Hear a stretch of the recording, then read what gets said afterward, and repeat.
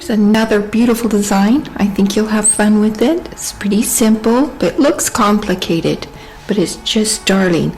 I use a 12mm pearl, and these are 5mm beads and 11/0 or 3mm. Start with 5 of the 3mm or 11/0 bead, and what I like to do is put them deep in a dish and then just scoop them like this, and they're so much easier. There with that one scoop I got 2, 3, so much easier to do. It's sort of like those bead spinners, but poor man's bead spinner. Okay, there we've got 5.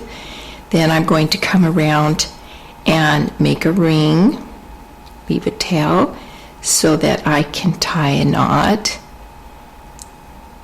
This is a little tiny, so we've got drawings of this on our blog, and we'll leave a link down at the bottom, and it's much easier to see with that drawing. Okay, there's our little loop. I'm going to tie a knot, and then I am going to pull that knot to the back or where it won't show. Okay, then I'll show you the next step.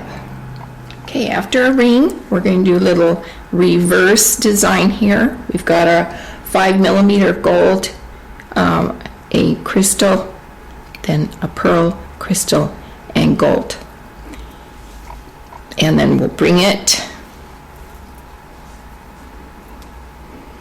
down to our little 5 ring, and we'll go into the next little bead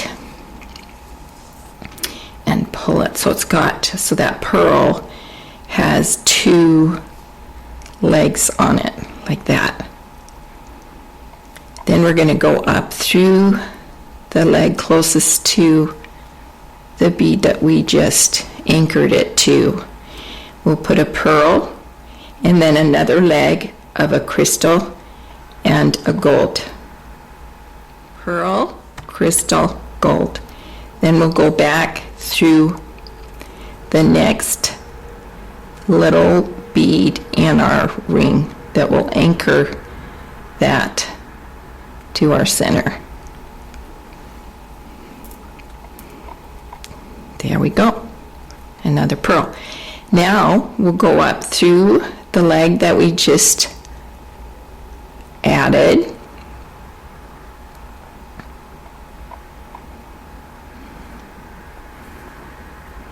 And we'll add another pearl and another leg of a crystal and a gold.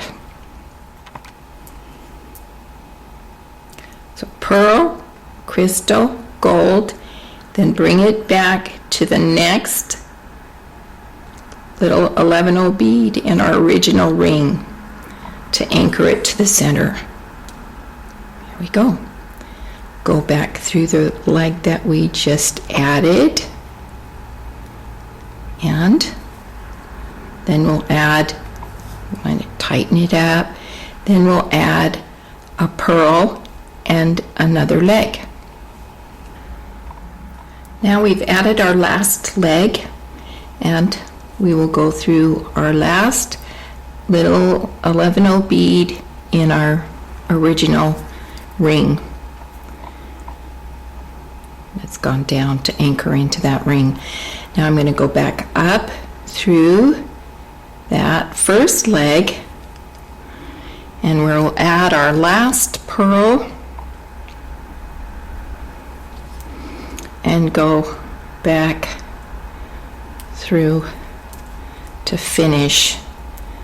Now we're going to add a gold bead in between each pearl.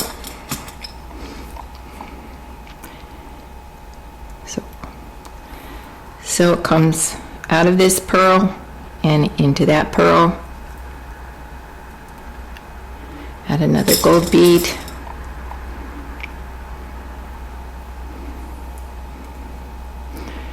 And then we'll continue around, and as we do that, we're going to pull it tight, and that's what will help it crown. It gives it a really cool look when it crowns. And after I finish my last gold bead, I'm going to go around it several times to really stiffen that up and make it secure. Now, I really like to make my knots secure, so I went ahead and brought my current thread around, threaded back to that original ring, tied it securely. I'll clip this tail, pull it up into a bead so that there will be no sign of that knot, and I love that. Then I'm going to come back up through one of these outside smaller beads, and I'll show you how I connect the motifs together. Now I'm going to attach two of the flower beads together, and I'm using 11-0 bead, and I started by going from this bead, attaching 7 little 11-0 beads, and then through the small bead on this side, 7 beads, and then back through this small bead on this side. And I chose this 11-0 bead because I love the way it brings another dimension. You've got these that are larger, and then this small ring between them, it separates these, and with a wildfire thread, I'm going to go around this several times and pull it tight, and that makes it stiff and it holds its shape in this ring. That looks really cool as it's repeated around the necklace. Now we have our finished necklace. I've added 2 strands of 11-0 beads with our necklace attachment, and I did attach it so there are a few more beads on the lower edge than on the top, and it is attached uniformly around. That's important, but it helps it just give it a gentle curve, which helps the necklace to lay beautifully.